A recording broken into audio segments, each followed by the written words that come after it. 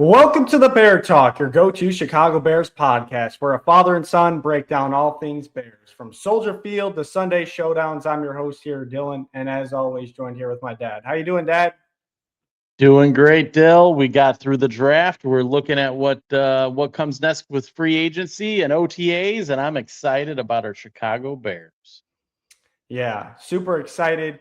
We got another episode this week. We did our live stream last week with the Chicago Bears draft reactions to round one. We got to see that Dylan Thieneman pick come through, but figured bring a show out here to our viewers of the 2026 overall Bears draft class. Pretty interesting one. You know, we came into the night thinking, especially day two, thinking some defensive, people were going to be drafted, and, Ryan Poles and probably a little bit of Ben Johnson in there had a little bit of the opposite thoughts on that. Obviously, in round two, the Bears went with that center out of Iowa, Logan Jones, a very, in a lot of people's mock boards in that position specifically, the best center overall in the draft class. And then they went with a tight end as well, the following pick out of Stanford in Sam Rosh. So, day two was a little confusing, but we're here just to break down everything draft thoughts. Just your initial thoughts. Were you shocked? Were you surprised? Anything, your overall thoughts on the draft class? Yeah, I mean, I think I'm like every average Chicago Bears fan, right? I'm upset that we didn't draft a D end and a D tackle, with picks 1 and 2. And every news agency out there and every talking head out there is trying to convince you otherwise, that was the right move, the way the Bears went. But I think as an average fan, right, we saw it last year. We're the 30th ranked defense in the league. Granted, we had a bunch of turnovers. Some call lucky, some call skill, but we traded away all those players that got those interceptions for us last year. So the D tackle and the edge were the right moves to make in round one and round two. I've digested the draft a little bit afterwards, right? I've looked at the Dylan move. I've looked at the Sam Roush tight end move. There's some positives there. I mean, and as crazy as it may sound, I always look for the parallels, right? Because I believe history is always repeating itself. And there's definitely some parallels between the 83 draft and the 85 Chicago Bears and what's going on and Ben Johnson and how he's doing it. So, we'll let it play out. We'll see what this season has. I mean, you think about last year and what everyone thought the Bears were going to be in the very beginning of the year. And I said from the very beginning, 15-2, I believed in them and what they could and couldn't do. And a lot of that went our way. And you think about some of those early games with, Caleb Williams and the first year of a Ben Johnson offense. Should have won a couple more than we did. But I feel really, really good about this year, especially with what we added. Not only, some signings before the draft, but actually the draft additions. And then it's another year two in Ben Johnson's offense and a Dennis Allen defense. I think we're in a good position this year. 15-2 is looking even better. Yeah, I mean, they definitely, we said it kind of going before we headed into the draft that, Ben Johnson's going to have his picks. We kind of saw it happen last year. Granted, they kind of needed to revamp some of that offense last year, but this year was definitely a little bit more shocking with some of those picks. I think with the center pick, Drew Dahlman definitely played a lot into that with his, shocking retirement. So that's why in our mock draft that we did, we had the Bears taking a center at some point in this draft because, with Garrett Bradbury coming over from New England, you're going to need to bring someone in to develop because, with Bradbury, he's an older player and he's not a long-term solution. And, Ben Johnson, you saw it last year with his first year in here, he loves establishing that O-line. So it wasn't surprising to see them pick center that early. It was a little bit of a shocker, but at the same time, this is like the Tyler Linderbaum clone. They both played at Iowa, the University of Iowa. Tyler Linderbaum was a defensive tackle, didn't get much playing time, transitioned in college to a center. Same thing goes for Logan Jones here. Literally was a defensive tackle, didn't get on the field much, switched over to center, and Tyler Linderbaum took him under his wing before he ultimately got drafted. So it literally is a Tyler Linderbaum clone. Is he going to be that good and live up to that same hype? We'll see what happens.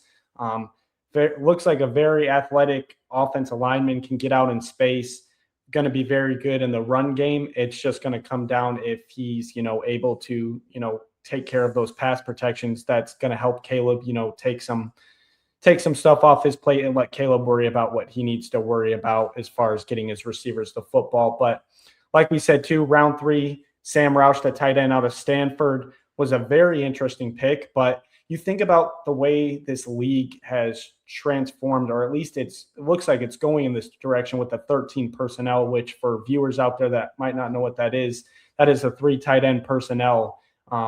The Bears ran it 25% of the time last year with Durham Smythe. Durham Smythe is out the door and now with the Ravens. So the Bears needed to bring in a tight end, whether that's through free agency or drafting a guy. It looks like they like Sam Roush. And you got to think about it as well. As much as we love Cole Kmet, the hometown hero, he is on his last year of his contract as well. So, this could be a Cole Kmet replacement down the line, which definitely sucks to see, but that is the circle of life in the NFL, especially for a tight end position, unless you're like a Travis Kelce or what looks like what we have in Colston Loveland, your time's pretty limited when it comes to that kind of stuff. So it could ultimately be his replacement, but at the same time, like I was just saying with the 13 personnel coming more and more a thing, you're kind of needing 3 tight ends. And when you got 3 good options like this, I mean, this guy's very fast, Sam Roush, for his size. He's very, athletic freak, can get out into space. His first step is quite like a receiver. I did see an interview out there with his tight ends coach who used to play in the NFL, but also Andrew Luck is now Stanford's offensive coordinator and has been, and he had a lot of good things to say about Sam Roush as well. So going to be interesting to see how he fits in there, but ultimately you got 3 really good tight ends to run that 13 personnel where either you're running out it or doing a heavy play action pass out of it. So will be interesting to see. And then obviously one of my favorite guys, probably someone I'll end up falling in love with, our other round 3 pick, Xavier Thomas out of LSU, wide receiver. Really speedy guy, ran a 4.28 40-yard dash and also can return kicks. Going to be interesting to see what type of role he plays in this offense, because you have to remember the Bears brought over Khalif Raymond from Detroit in free agency, who was their kick returner, punt returner, did all that. However, with DJ Moore out the door, maybe Khalif Raymond takes more of an offensive role, and this guy comes in and does the special team stuff. I mean, this guy's got home run speed, and he can make a lot of guys miss. His highlight tape is unreal when you look at it. I mean, guy makes people miss and looks a lot easier. But this guy is, I know, me, I fall in love with those offensive gadgets. I can see this guy coming easily one of my favorites. And I can kind of see him on a track of like what we saw with Luther Burden last year. Very limited early on, and then as the season goes on, this guy might blossom. Yeah, I think you kind of glazed over Sam Roush, though. I know you highlighted the 13 personnel that Ben Johnson likes to run. We obviously know Sam Laporta and the tight ends of the Lions. But do you know like the family tree of Sam Roush? Yeah, I mean, I think his dad played in the NFL as well. His great uncle is a Hall of Famer defensive tackle, 14-time Pro Bowler. His grandfather played with the Boston Patriots, the Los Angeles Rams, Denver Bronco, and Buffalo Bills. His great uncle was drafted by Kansas City Chiefs. I mean, even his mother was a phenomenal athlete. If you look at it, she played volleyball at Montana State. So, I mean, the guy just comes from greatness, and I think we're underestimating what Sam Roush is going to be. Think about the Colston Loveland thing last year, right? Everyone was up in arms. Like, why did we draft this guy, Colston Loveland? What's going on? And then we obviously saw how he finished the year. Sam Roush, let's just say Sam Roush, no slouch, is going to be a big addition to the Bears. And I know you like to look at the player highlights and things like that. I think you got to look at the parallels, right? Like all the different things that go into it.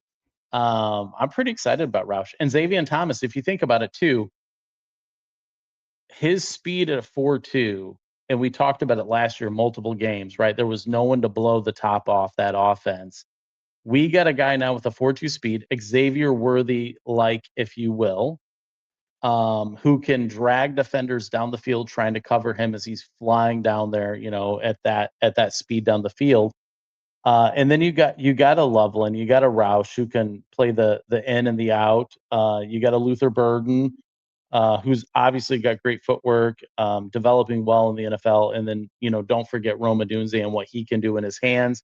We obviously watched him not only with the Bears, but also in his collegiate career and what he can do, especially in that championship game he played in. So I'm excited about Roush and I'm excited about Xavier Thomas, especially with the speed he's going to have. That's going to blow the top off that defense there and make that underneath game even better. Which, if you think about Caleb Williams from last year, what did we want to see more of him?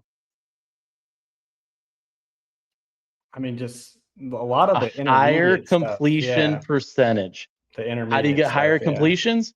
You throw the short and the intermediate ball, not the long deep ball. And Ben Johnson brought in tools, or Ryan Poles, you can say whoever did the draft, brought in tools to make that happen. So I'm pretty excited about those picks. Looking at the overall thing that's there. Yeah, no, I'm super excited to see, like you said, with Sam Roush.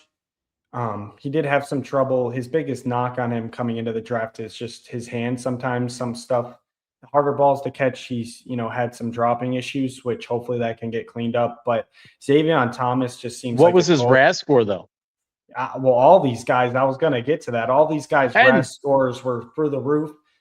It's kind of what the Bears talked about going into the draft. They want faster, more athletic guys, and the RAS score ultimately reflects that. It has to deal with, size, speed, weight, all that stuff. And they're getting athletic freaks in here. I like the direction they're going, but like you said, Xavier Thomas, I just think is a huge question mark. Like he could be an absolute, lightning in a bottle.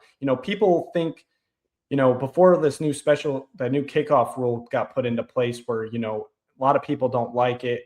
But at the same time, the new kickoff rule is bringing kickoffs back into place. On average, a team's getting 70 kickoff returns a season. You think about that. Those are 70 chances of impact plays. I'm not talking just, they can run it back for a touchdown. I'm just talking overall field position, and bringing a guy like this that runs 4.28 speed on kickoffs. Yeah, sign me up. And then on top of it, because remember last year, Dad, we're watching Devin Duvernay, shout out to the former, Pro Bowler that he is, but he's at the back of his career, just doesn't have that same speed. Mm-hmm. There was so many times last year watching the Bears games and you see, Duvernay get it. And we're like, if he just had his same speed back in the day, that's probably gone to the crib. So you bring in a guy like this, 4.28 speed, just in the special teams aspect, he's definitely going to make some big plays for the Bears. And then, like you said, I feel like he's going to have a smaller offensive package early on, and then as the season goes on, get him ramped up to speed. But he's going to be perfect for, those quick slant routes, getting across the screen, and then also just taking the top off of a defense. So Xavier Thomas is going to be a really awesome player to watch. Super excited to see him. But let's hop on down into round 4. The Bears get, at my opinion, a steal at this point in the draft. Malik Muhammad, a cornerback out of Texas. A lot of mock drafts had him going round 2 and round 3. The Bears get him at pick 124 in the 4th round. Just an absolute, he's a very physical corner. And if you are a Bears fan and want something to be hyped about, go pull up his tape against Ohio State week 1 last year. He was one-on-one with Jeremiah Smith pretty much the whole game. Jeremiah Smith came out of that game with 30 yards. So you're talking about Jeremiah Smith, who's going to be might be the next number 1 overall pick coming up in next year's draft in 2027. He held him to 30 yards, I think 3 catches. So this guy is an absolute ball hawk. He plays very physical. That's probably the one thing that worries me, with some of these NFL refs that are ticky-tacky, with hand fighting. He is very physical, loves to hand fight, be aggressive at the top of a route. So we'll see. But I think he's just a great addition to add, we talked about it. I know he's your guy, Tyreek Stevenson, but it's a big year for him. And, in my opinion, it's his job to lose going into this season. Nahshon Wright, we obviously let him hit the market. He goes off to the Jets. So your cornerbacks right now, you're looking at Jalen Johnson, Tyreek Stevenson, Terrell Smith, who's coming off an ACL injury, and now Malik Muhammad. So it's definitely Tyreek's job to lose, but this is definitely a guy that can come in and take that fire away from him. Because this has now been a couple different coaching staffs where you kind of seen Tyreek Stevenson get pushed to the side. So this ultimately comes down multiple coaching staffs, whether it's attitude, whether it's personal stuff. They just don't like what they see out of him. So I think it's Tyreek's job to lose at the start of the season, but it wouldn't surprise me if, kind of what we saw last year. Tyreek kind of started the season, and as it went on, he kind of got bumped out. So Malik Muhammad, I definitely can see get some playing time.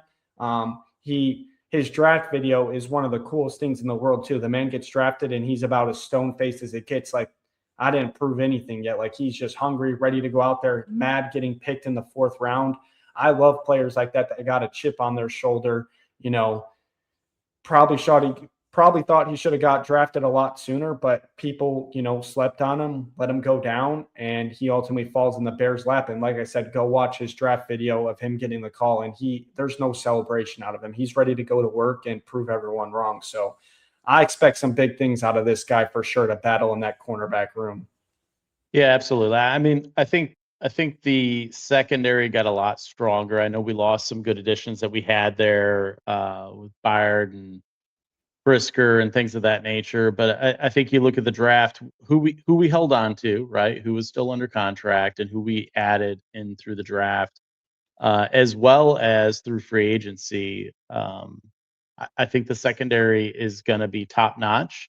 And I don't think the Bears have, consistently been ranked across 4 or 5 different analysts out there, basically in the top 10 everywhere you look, as well as winning the NFC North again this year. So you look at that addition; it's a great addition. I'm excited about it. And we know the turnover story from last year that was created by that secondary. And now you add youth and you add speed back there. I think we get even better there, which is going to help our linebacking core, as well as, and I know we're about to go in to talk about Kayshawn Elliott, but also that defensive line, which everyone's concerned about. I think the defense got better. I think the team got better from where we ended last year. Yeah, I mean, I agree. I mean, and you got to think about it too. Just the other ways Malik Muhammad could touch the football field. Think about what happened with Kyler Gordon and Jalen Johnson last year with injuries. If someone goes down, this guy's definitely gonna hopefully be able to fill in and provide depth to that room. You always need cornerback depth. We saw it firsthand last year with, like we just talked about, with Jalen Johnson and Kyler Gordon going down pretty much the whole season until the playoffs. So having a guy like this brings more depth and more competition to that room, and I think it is definitely needed. The secondary is definitely very strong. I know we lost some key pieces, but you got to think, with a healthy Kyler Gordon, a healthy Jalen Johnson, the cornerback rooms, that alone is already going to make it better. We kind of skipped over Dylan Thieneman because we covered that night 1 on our live show. But you're adding him back there in the secondary. You're adding Malik Muhammad. And then, like I just said, you have healthy Kyler Gordon, healthy Jalen Johnson. So that alone is going to strengthen that cornerback room. And then, like you were just talking about with Kayshawn Elliott, our 5th round pick 166 out of Arizona State. This guy, he creates a lot of havoc, and he fits right into that, what the Bears have been talking about: speed. This guy has great closing speed for a linebacker too. I think he had 7 sacks last season, if I'm not mistaken, at linebacker. So this guy provides a lot of versatility. He's very good in the run game. And another player, kind of same how we were talking with Sam Roush, TJ Edwards on a contract year. He's getting a little bit older. He's also coming off, if I'm not mistaken, was it a torn Achilles? I can't remember that injury he suffered in that playoff game against the Packers, but he went down. He's coming off a terrible injury. You don't know what it's going to be like. Obviously, we brought in Devin Bush from the Cleveland Browns, another fast guy, and then we signed DeMarco Jackson. But in that package, I forget what the package is called in the NFL. It's drawing a blank to me right now, but the 3 linebacker set, Kayshawn Elliott could see some playing time in that as well. But the key for him to get playing time early on is definitely going to be special teams. It's how it usually is, and then work your way up from there. I think last year with the Bears kind of missing on Ruben Hippolyte, we know it's only been 1 year, but we didn't really see much of him last year. So they had to take another swing at linebacker.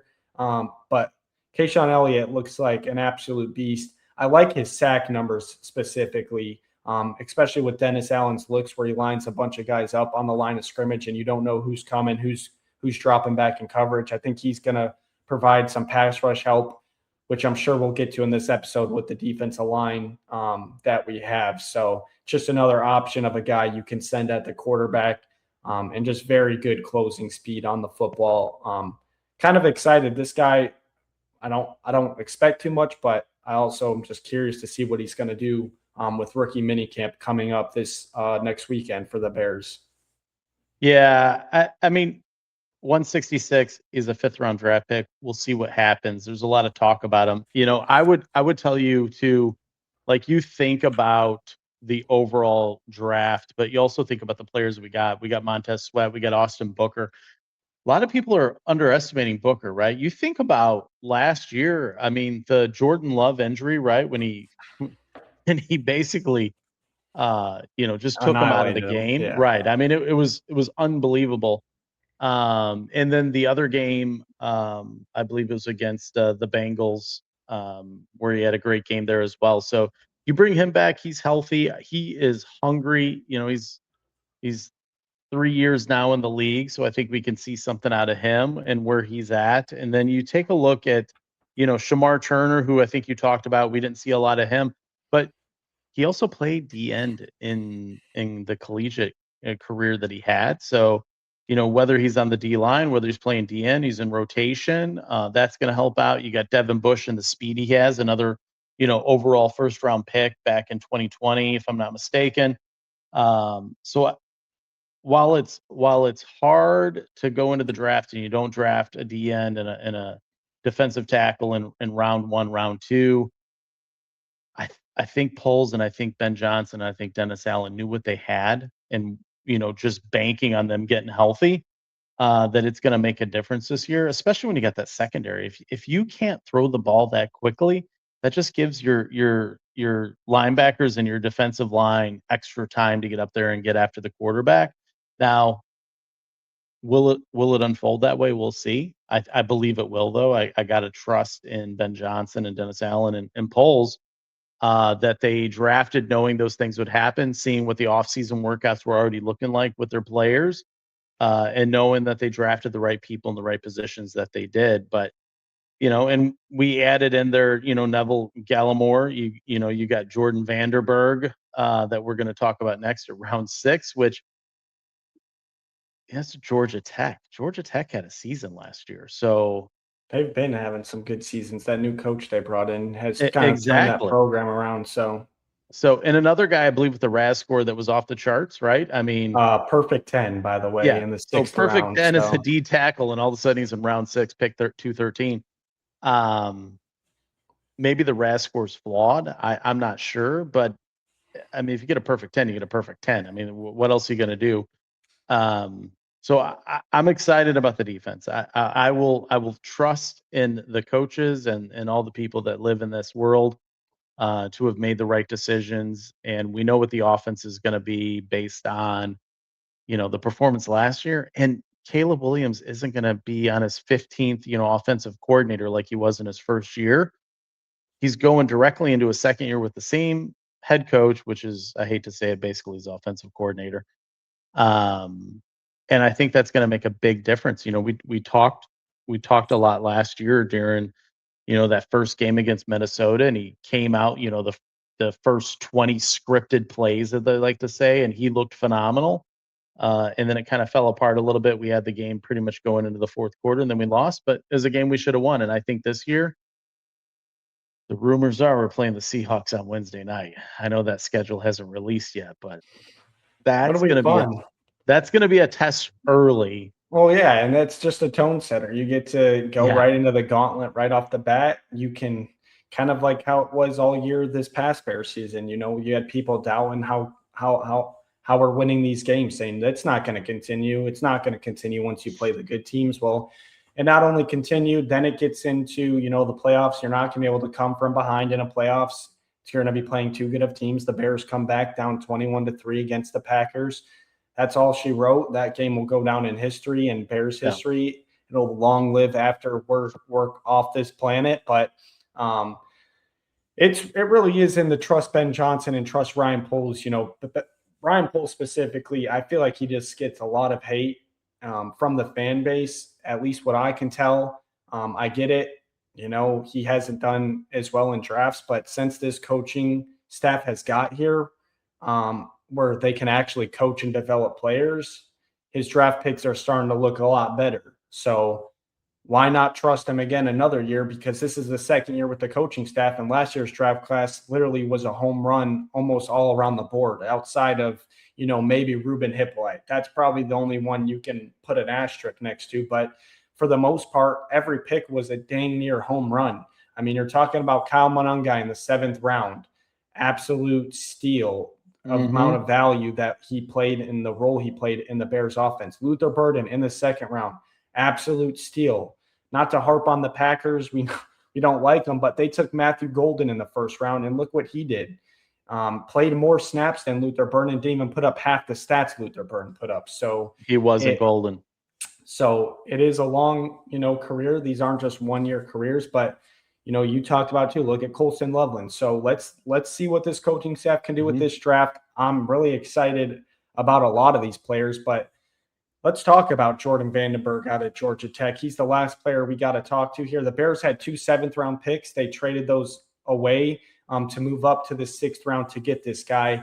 As you already talked about, the guy had a perfect RAS score of 10. It's the highest score you can get. Doesn't happen very often. And on top of that, getting a player like this in the value of the 6th round is literally a steal. For any NFL fans out there, if you know who Aaron Donald is, he has an infamous video of him jumping out of a pool, like 4 feet of water onto the cement. Go look up Jordan Vandenberg. He did the same thing. This guy is a freak athlete. I think he's going to make an immediate impact on that defensive line. This guy can take on double teams. He plays that 3 technique a little bit, but I think he's going to be a perfect rotation piece for this defense. And for all you people out there that didn't like that Ryan Poles didn't take any defensive line, well, he took one. So he still took one. And, I think this guy, he intrigues me the most, to be honest, because with that perfect RAS score, that athletic score at his size, I mean, I think he ran a 4.9 40-yard dash, and he's over 300-something pounds. This guy is an athletic freak. And then on top of it, like I said, you see a guy that size jumping out of 4 feet of water. Pretty impressive. And like you said, Georgia Tech's defense the past couple years under the new coaching staff there have been pretty good. So excited to see what this guy can definitely do, but he looks like an athletic freak. Yeah, he's a steal at round 6, right? And you look at not only Georgia Tech, right? I know he played there, but you look at Penn State, he played for as well. He also played in Iowa, I believe, at one of the other colleges there. Not a big one, but you look at kind of that performance he had. Obviously to go to Penn State's a big deal, right? That's a big power school in the Big Ten. And then you go to Georgia Tech, and we know the season they had last year and the year before. So highly coveted in the collegiate rankings, was a former D end until he, transitioned over to defensive tackle. And then you talk about, kind of the freak of nature, the RAS score, jumping out of I'd jump out of a pool and break my neck.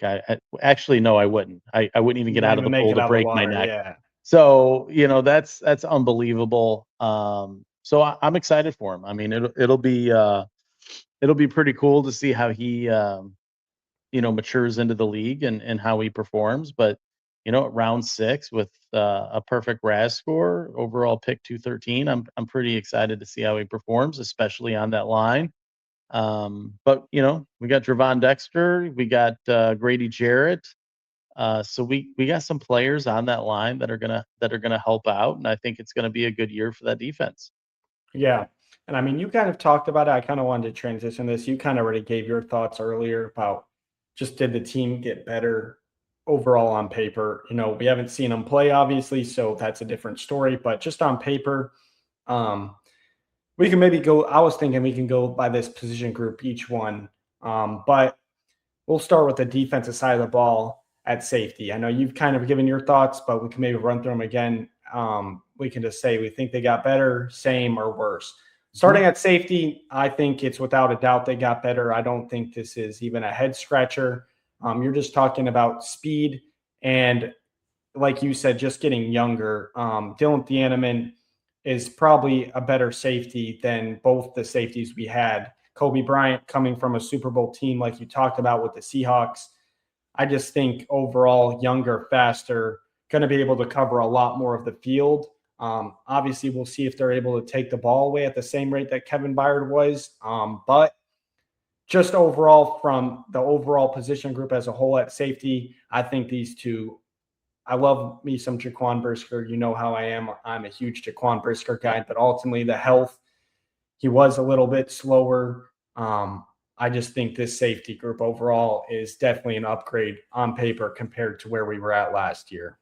Yeah, I hope Dylan Thieneman is more of a Cooper DeJean pick. I hope he's less of an Adam Archuleta. Before your time, I know, but Adam Archuleta came out of the collegiate era with a lot of hype around him, a lot of marketing, a lot of smoke and mirrors. He spent some time in the NFL, but ultimately, wasn't the guy. I did see some comments the night of the draft as I was kind of scrolling through different social media sites, and a lot of people said Chris Conti 2.0, and for all us Bears fans, we know what that ended up like. So hopefully he's neither of those. Hopefully he's not an Adam Archuleta, Chris Conte, or even a Cooper DeJean. Hopefully he's just a Dylan Thieneman who sets the standard at that safety role. But I gotta believe, The guy's going to Foles. be unreal. And there's another thing about Dylan Thieneman that's getting underlooked, his versatility. The man can literally play anywhere on the football field. He lined up a lot at Oregon. Um, that's one of the main reasons he actually transferred to Oregon. At Purdue, they had him mostly playing just a free safety spot. At Oregon, he played all over, free safety, strong safety. He even played this look where he was essentially a linebacker, pretty much lined up in that area. And Dennis Allen, he likes people he loves versatility. You saw it with Kyler Gordon when he did finally get on the field, but he played slot, he played outside, he played, on the line pretty much. So Dylan Thieneman brings a lot of versatility. And then, like you talked about already, with his speed, it's a no-brainer. Both of these guys are way faster than the previous safeties we had. And I honestly think too, Jaquan Brisker, as hard as he hit, Kobe Bryant hits hard, and then Dylan Thieneman just a great tackler as well. So at the absolute worst, I guess you can say it's kind of the same, but in my opinion, I think it's an upgrade. The cornerback room on the defense, we can skim through this one. I just think when you look at it overall, I think it's an upgrade.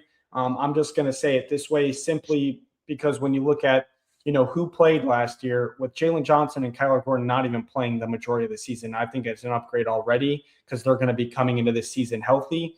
And if you're a Bears fan out there, to have some hope on Jalen Johnson, some of the Chicago Bears player have been playing up in some pickup basketball in the local high schools. And let's just say Jalen Johnson is up and down that court, which is a great sign. He's got to be healthy if he's doing that. Otherwise, he would not be out there. Got to see a little glimpse of that. So I just think overall, with just them two alone being healthy, is a great start and an upgrade compared to last year. And then, like we talked about, you're bringing in Malik Muhammad. Terrell Smith's also going to be back coming off. He got hurt in the preseason. The only person you lose out of this cornerback room is Nashawn Wright. And Nashawn Wright, don't get me wrong, was amazing taking the ball away, but you saw it at times, and that's ultimately why he only got paid $3.5 million in free agency is because, yes, he can take the ball away, but he also gets burnt a lot of times in coverage one-on-one. So a lot of those slant routes, a lot of the post stuff, he was really good at covering the go ball because he's just running a straight line, and with his size, He was a 6'4" corner, which is very unlikely. You don't see that every day. He was able. That's where he got most of his picks. So I think, losing Deshaun Wright, but you bringing in a guy like Malik Hamid, who's a little bit more physical. And then with, like I said, with Jalen Johnson and Kyler Gordon being fully healthy starting the season, at least going to training camp, I think at the worst you can say they're pretty even. But in my opinion, with those two players being healthy, I think it's an upgrade as well at the secondary position. Yeah, I agree. I agree with you. I think the whole defense got an upgrade. I mean, again, we were ranked 30th last year, so one great Really only player. one direction you can go. Yeah, I yeah. mean, we could go down, but it would be pretty bad if we went that direction. Right. Then we'll just skim through these other two. The linebacker, I think it's without a doubt too. They upgraded that linebacker as well. I'm excited about Bush. Yeah, Devin Bush, his speed. He had his breakout season. Former first round pick, just really didn't find it footing anywhere. Finally, last year in Cleveland, has a monster season. Going to finally be over here with the Bears. Playing next to, more than likely TJ Edwards or DeMarco Jackson on that linebacker line. And then, like we just talked about, Kayshawn Elliott coming in as well. So more depth. Don't forget either the Sand God's back. Little hometown kid as well, UDFA, that the Bears took a couple, 4 years ago now. But he went to Dallas last year with, the Eberflus over there. Had his 1-year stint, and now he's signed back with the Bears. Mostly going to be a special teams guy, but that linebacker room, in my opinion, it's loaded with depth. Got a lot of people that can, come if they have to play, they're going to be able to play in the system. Defensive line is one where it's kind of hard to argue that they got better. Obviously, they signed Neville Gallimore, like you said, some other pieces, but it's a lot of fill-in pieces, in my opinion. I'm excited. I'm intrigued with Jordan Vanderberg, see what he can do.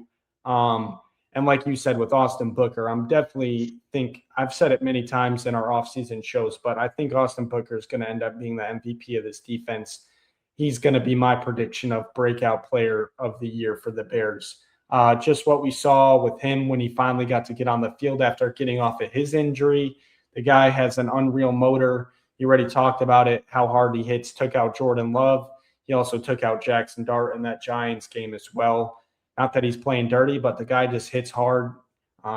He's violent, and that's what you like to see out of your pass rushers. But I'm not going to say it's an upgrade or they got better. I get the fans' frustration of not addressing it. I also think Ryan Poles put himself in a tricky position. He already invested so much money into that D-line. There's not really much he could do to fix it. They did free up some cap space night one of the draft, so they might look to add a veteran guy in here before the season starts, like maybe a Cam Jordan, Joey Bosa as well. One of those guys who are currently free agents, but they'll sign when it gets closer to the actual season. They'll probably join right around training camp, so we'll have to wait some time to see. But I think they'll still add someone along that tenure in this room. Cam Jordan would be a guy I'd be absolutely thrilled to get in here. He's coming off a 10.5 sack season. He's played in Dennis Allen's system for a while when he was with the Saints. So I would love to get a guy over here like that already knows the system, knows what to do, and just attacks the quarterbacks. But I have huge hopes for Austin Booker. I think he is going to be an absolute menace. If he can stay healthy on that field, I just love his motor, love his effort. But overall, I think the majority of the defense, we did get better, which we did, like you said, it's not like it could get any worse. The Bears, outside of takeaways, every other defensive category was pretty rough. Yeah, it was. You mentioned Devin Bush and a former first-round draft pick. The Bears have 11, I believe it's 11 former or current, obviously with Dylan on there, first-round draft picks on the team. I mean, you got 11 people on each side of the ball, right? So you're already halfway there with first rounders on your roster. I don't know if you can't pull off a championship season with that high a caliber of talent on your team, that's an opportunity. And then you look at their second round draft picks that they have on the team as well. That the team's pretty stacked on paper. On paper, they look great. The question is, the Bears always win the offseason. They're always the champions of the offseason. Are they this year? And then will that translate into NFL season champions as well? So I don't know. It's a lot of first rounders to be on a roster and not be able to produce, an NFC championship at minimum. Yeah. Let's hop over to the offensive side of the ball. This one's a little bit different. We can zoom through these. We don't have to hit every position. We'll hit just some of the ones where they added people or lost people. Start with the O-line. It's kind of hard to say they got better with the Drew Dahlman our retirement, and then as well as Ozzie Trapillo coming off. He's not going to play this season with that patella injury. So in my opinion, they did downgrade at the offensive line, but I wouldn't say that is in What are you talking about?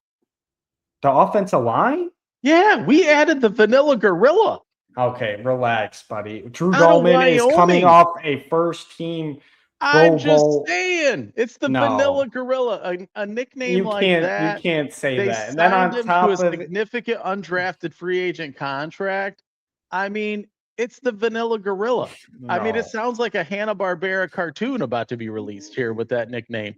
And not to mention the makeup he puts on his face. I mean, I'm excited for him, but I mean, come on. I'm just saying, I'm going to hold you down to reality a little bit here. Like, I'm not saying it's not the Bears' fault, that they downgraded O-line. It wasn't that they downgraded. They lost a guy to retirement, and Ozzie Trapillo is not going to play this season. So that alone is downgrading the O-line. You're losing a Pro Bowl center, and you're also losing who you thought was going to be your franchise left tackle, but now he suffered a patella injury, which is a long injury, and some people don't even come back from it. Now we have another back to square one, Braxton Jones, Jedrick Willis, Theo Benedict battling out all over again. By the way, Willis, former first-round draft pick. I was about to say, if he can stay healthy and find his footing, that could ultimately be a genius signing out of Ryan Poles. But at the O-line, it's pretty simple. I don't think they got better. Let's go over to the tight end. I'm just going to start off by saying I think this one is pretty balanced. They still have Cole Kmet, still have Colston Loveland. Essentially, you're doing a Durham Smythe and Sam Roush, swapping. Durham Smythe is a proved veteran in this league. A lot of people, he's not a ball catcher, but he does a lot of the nasty work in the run blocking. We still need to see Sam Roush do what he's going to do. He's an upgrade. We'll see. Is Durham Smythe's whole family tree come from the NFL? No, but exactly. I mean, Sam Roush, he's got a pedigree. Like, he is, like, if you were breeding, I shouldn't even say this, but if you had like a family tree of winning, show dogs, Sam Roush is in that tree, right? Dylan Smythe or Durham Smythe wasn't in that. I'm like, he was like the one and only. Yeah. I can hear your point on that. That's why I just said I'm just going to say the same. Well, we'll have to see what he does. Obviously, he's intriguing. A lot of people at Stanford, but it's a little bit of bias, but they're saying he has one of the best first steps out of a tight end for his size. I think he's 276. He's a bigger tight end. So we'll see what happens with him, but I'm just going to call it a clean slate even. But when it comes to the wide receiver one, this one's interesting. I might get a lot of hate for this take, but I think the Bears upgraded. A lot of people, obviously, to catch you guys up to date, DJ Moore obviously out the door to the Buffalo Bills. Hold on. What? I got to go back to Durham Smythe. He was a 4th rounder. Sam is a round 3 pick. Okay, but it doesn't matter what round you get picked. I'm just saying. I mean, it should. There's people that get drafted in the 1st round and they suck. But it should matter. If I'm Ryan sure the Poles Packers is thought great. They were upgrading too when they drafted Matthew Golden last year. Look what happened. I'm just saying. Durham Smythe, Sam Roush is an upgrade. And it's Roush too. It's like when you go to buy a Ford Mustang and you get a Roush edition, it's faster. Yeah, I mean, he definitely is fast for his size, 100%. We'll see, but like I was just talking about going over the wide receiver, I'm going to say they upgraded at wide receiver. Obviously, DJ Moore goes out the door. You bring in Khalif Raymond, who already knows Ben Johnson's offense, his system. You bring in Xavier Thomas, like we're talking about, another guy with absolute home run speed with a 4.28 out of LSU. I'm going to call this an upgrade. I love DJ Moore. He had his highs, he had his lows. I definitely wasn't his biggest fan, but when it comes to this offense, I also think it's an upgrade because one, Luther Burden's going to be on the field way more, and we saw what happens when Luther Burden's on the field. With DJ Moore here last year, it took away from times of Luther getting to be on the field because when it was those two wide receiver sets, it was Rome Odunze and DJ Moore. So I think that alone is an upgrade, but then you bring in a guy like Khalif Raymond who knows Ben Johnson's system, knows his offense, knows what he likes to do, understands the concepts, the ins and outs of it. And then you bring in another guy like Xavier Thomas with the take home, he's literally going to open the field for everybody. He's going to take the top off the defenses where if you do want to throw that deep ball, he's there. And then on top of it, he's going to run those mid to intermediate routes over the middle of the field to open up all that space underneath for people like Colston Loveland, for people like Luther Burden. So I'm super excited about this wide receiver room. I also just feel like Khalif Raymond is, I think he was a former UDFA as well and just worked his way through special teams to ultimately get on teams. But with the Lions, he found a role in their offense as well when Ben Johnson was over there. So I just like it. I think it got a little bit more unselfish of a group, and I think it's going to be one of the Bears' best groups on the offense. So I'm excited for this wide receiver room, and I definitely, like I said, I've already said it once, but I think this room is without a doubt got upgraded. I 100% agree with you. Love DJ Moore. When Justin Fields and him were in the room, obviously DJ Moore was phenomenal, but I think DJ Moore was getting outshined a little bit by some of the other draft picks that we had, whether that's a tight end, whether that's a wide receiver. There was obviously some, people can deny it all they want, but there was some tension, on the field, off the field, with DJ Moore and Caleb Williams. We saw it firsthand at the Texans game that we went to the year before. And then you saw a little bit of it last year. So I'm excited about the wide receiver room and the skill position players that we have on the team. And I definitely think it's an upgrade. And I think it's an upgrade, for a couple reasons. One, I think the players that are there are going to contribute highly. But again, Caleb Williams is in his second year with the Ben Johnson offense. He's not going to be learning on the fly. He can, unleash a little bit more of that playbook that Ben Johnson has. And definitely an upgrade. Yeah, without a doubt. And like you said, we can put the DJ Moore stuff to rest.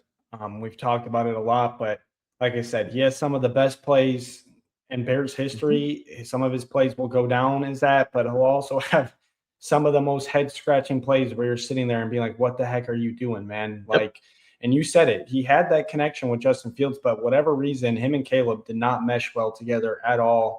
I feel like DJ Moore at times played it off a little bit and acted like everything was fine, but something just seemed off with him. He didn't like, the situation he was in, and that's fine. He's going to a good situation with the Buffalo Bills. He has Josh Allen, and I think DJ Moore is going to go back to being 1,000-yard receiver. But I think what DJ Moore didn't understand over here is you have so many weapons. You're not going to be getting the ball every target. So it's a team sport. You got people like we just talked about. You have Colston Loveland. You have Luther Burden. You have Rome Odunze. You have DeAndre Swift. You have Cole Kmet. There's plenty of mouths to feed. And honestly, Buffalo's the perfect situation for him. They don't have a true wide receiver one, kind of like when we first brought DJ Moore over here. He was our only real wide receiver. So he's going to get his targets. He's going to get the balls thrown to him. He'll be a happier person. But at times, I thought DJ Moore was super selfish when he was on this team. And like you said, his attitude was just absolutely terrible at times. I'm talking, we've seen plays where It's literally been highlighted on Twitter clips on ESPN of him just walking off the field mid-play while Caleb's scrambling, trying to find an open guy. It's stuff like that that is just unacceptable. And it just rubbed me the wrong way as a Bears fan, because you have, at this time too, this was Caleb's first year when the whole offense was just getting demolished because, one, Caleb has 3 different play callers, and then 2, their O-line was absolutely atrocious. So the best thing you can do as a receiver is help your quarterback out. But when you're walking off the field mid-play, that's just, I don't care who you are or how bad the situation is, just someone I wouldn't want on my team playing for me. I wish him well. Like I said, yes, that's why it's the most confusing thing with him. He has some of the best plays, and then he has some of the absolute worst. It makes no sense. I wish him well, but I'm glad we can finally put it to rest and move past it, because I think what we saw with Luther Burden, especially last year towards the end of the season, dude, this guy is going to be a stud. I think he could be an argument to be our wide receiver 1 on our football team. The guy is just electric when you get the ball in his hands. He knows how to make people miss, and he just has elite hands. So if he can dive into that playbook a little bit more, because at times last year he was running the wrong routes. But that's the thing. I'd rather have a guy running the wrong routes at 100% than a guy that's just giving up on a football play. So I'm excited to see this wide receiver room fully blossom. They're and another point you can make about why they got better, they're young.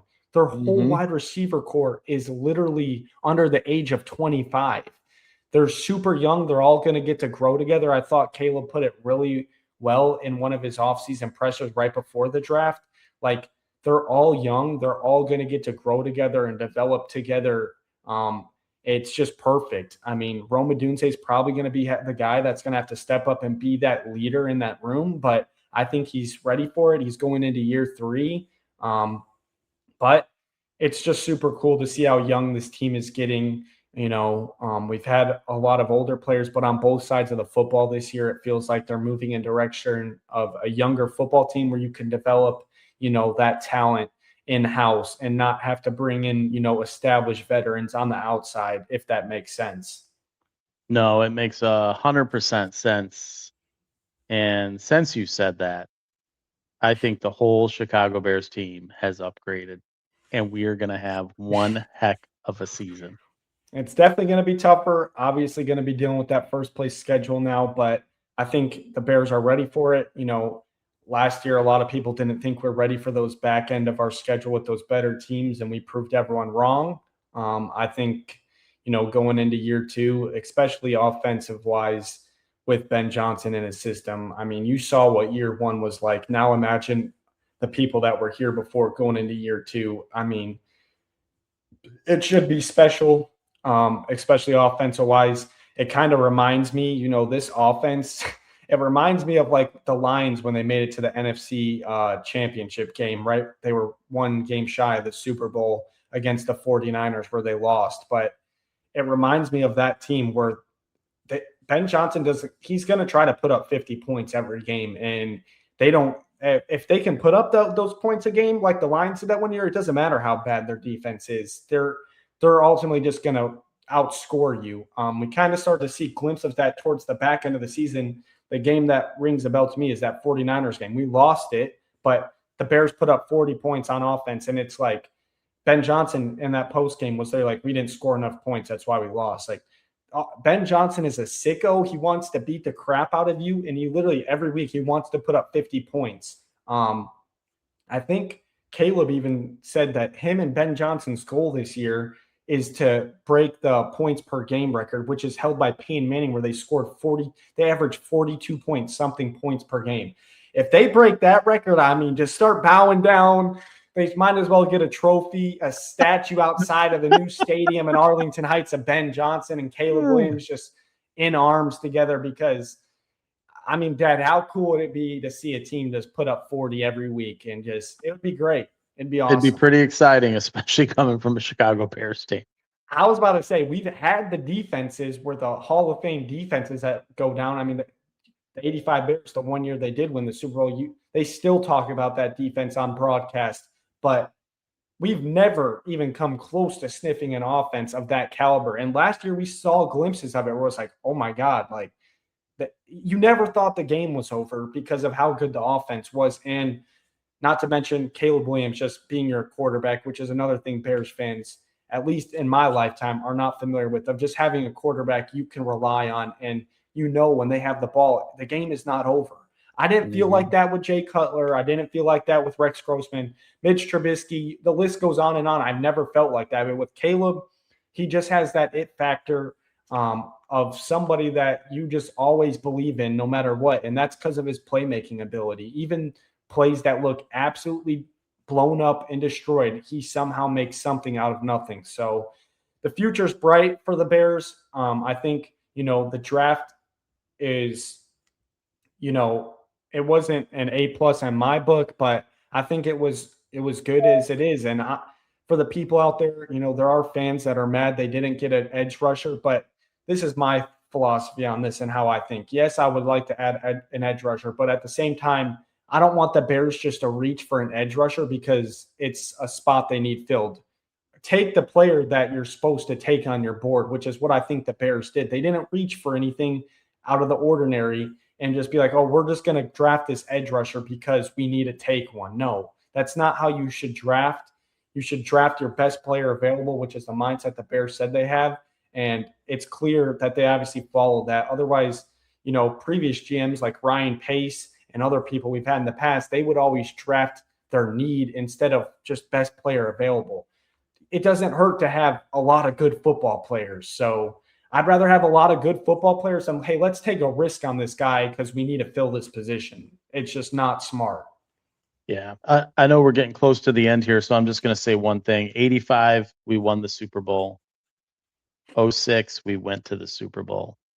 It is 2026. We're due. We are due. I mean, I think we're definitely in. I feel like definitely we'll reach one in Ben Johnson's tenure here. Oh no. When it happens. No. You don't understand. This is it. Every 20 years. Every 20 years we go to the Super Bowl. This is it. Yeah. We'll see what happens. Well, hopefully you're not a true Bears fan. Let's see if it's in like your trend. Every 20 years. In 85 we won it. In 06 we went, but we lost it. So maybe this year should have won that one. We win it. Should have won that one. Gavin Hester takes the opening kick to the thing. Punt return for a touchdown, kickoff return for a touchdown. Should have won. Yeah. But gosh dang, man. But I think that's a good point to wrap it up here. Obviously, with the Bears draft class, rookie minicamp does start this weekend, which is pretty cool. We'll get to see some footage of the rookies, put in work. A lot of the other teams, their rookie minicamp was actually this weekend. It's half and half with the league. The Bears is actually this weekend coming up. So should be cool to see some of the rookies get in there. And then pretty soon too, we'll definitely have,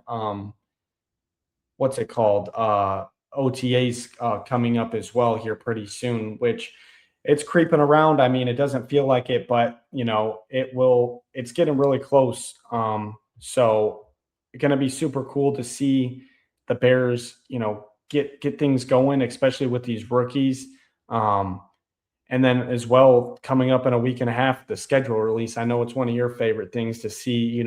We know who we play, but we get to also see the full schedule outlook of what is actually going to happen. And I know you always look forward to doing that, so you could start predicting your season predictions. There's rumors we're playing in Spain this year. Oh, we're definitely playing in Spain. That's not even if that's just a win. When are they going? It'll be cool, but the schedule release is always fun. Maybe we'll do a fun preseason prediction schedule early, and then we'll do one once it gets towards training camp and before the season actually kicks off. But I think that's a good point, unless you got anything else you want to wrap up here before we head on out. No, I'm just excited to talk another episode of Bears football with you and remind you that, sometimes I'm more of a Bears fan than you are. I mean, I believe they're going to win the Super Bowl, and you're kind of hedging over there. You got to believe. I'm not hedging, but you got to believe. For people out there that are listening, we had this guy on here saying they were going to go 15-2. Did they? Now listen, did they have a chance to go 15-2? Without a doubt. But sometimes I'm here to bring you back to reality a little bit. No, Yes, you yes. were playing it safe. I You were wasn't following playing. oh How yeah. can you say I'm playing it safe when I When said the they were going to go 10-7 when Vegas had them winning 8 games? That's not playing it safe. you're like, I'm only believing 2 more wins. That But you as a but I Bears was fan, I was one you're game going off. undefeated. Undefeated is what you got to say. But the predictions, I was one game off of what they Uh, actually did. that You were 3 that's games off. so what? I took the over though. I Actually, 4 believed. games off if you really look at I it. believed. But nonetheless, hopefully we could argue about this too, and they're winning 15 games next year. But it was definitely another good episode. We hopped on TikTok Live. It was great being on here as well. If you're new here, obviously follow. We're this episode that you listen to on TikTok is also going to be on YouTube. We're over there, same handle, the Bear Talk Show. It's been a lot of fun as always doing these. Hopefully, it brings some more multi streams as well. I've looked at doing some on our Twitter channel as well at the same time. So it's been a lot of fun doing these. Just really ready for the season to get underway so we can start our normal schedule of 2 episodes a week with the pregame and postgame analysis. But I think that'll wrap it up here. We'll take everyone out in Bears fashion. We will catch you next time. But until then, bear Bear down. down.